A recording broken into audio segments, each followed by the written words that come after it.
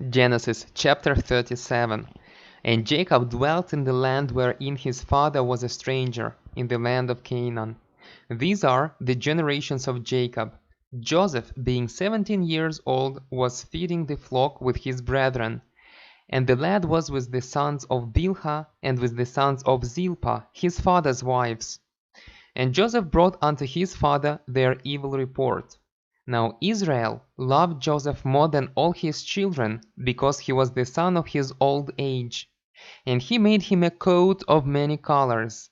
And when his brethren saw that their father loved him more than all his brethren, they hated him, and could not speak peaceably unto him.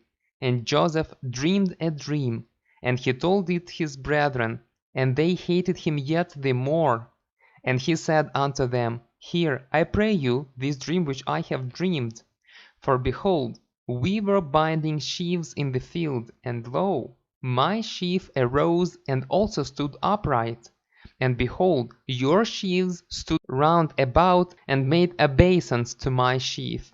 And his brethren said to him, Shalt thou indeed reign over us, or shalt thou indeed have dominion over us? And they hated him yet the more for his dreams and for his words. And he dreamed yet another dream, and told it his brethren, and said, Behold, I have dreamed a dream more, and behold, the sun and the moon and the 11 stars made obeisance to me.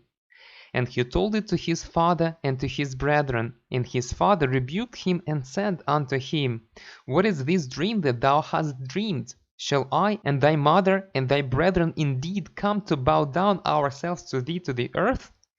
And his brethren envied him, but his father observed this saying. And his brethren went to feed their father's flock in Shechem.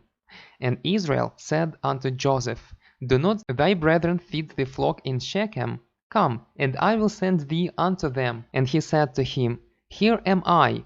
And he said to him, Go, I pray thee, see whether it be well with thy brethren, and well with the flocks, and bring me word again. So he sent him out of the vale of Hebron, and he came to Shechem. And a certain man found him, and behold, he was wandering in the field. And the man asked him, saying, What seekest thou? And he said, I seek my brethren. Tell me, I pray thee, where they feed their flocks.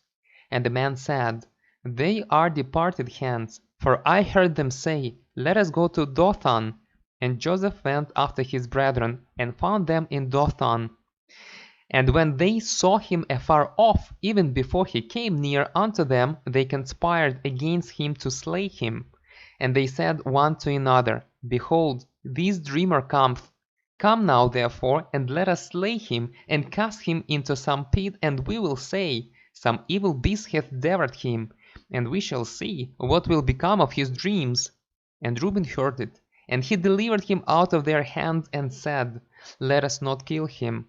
And Reuben said unto them, Shed no blood, but cast him into this pit that is in the wilderness, and lay no hand upon him, that he might rid him out of their hands, to deliver him to his father again.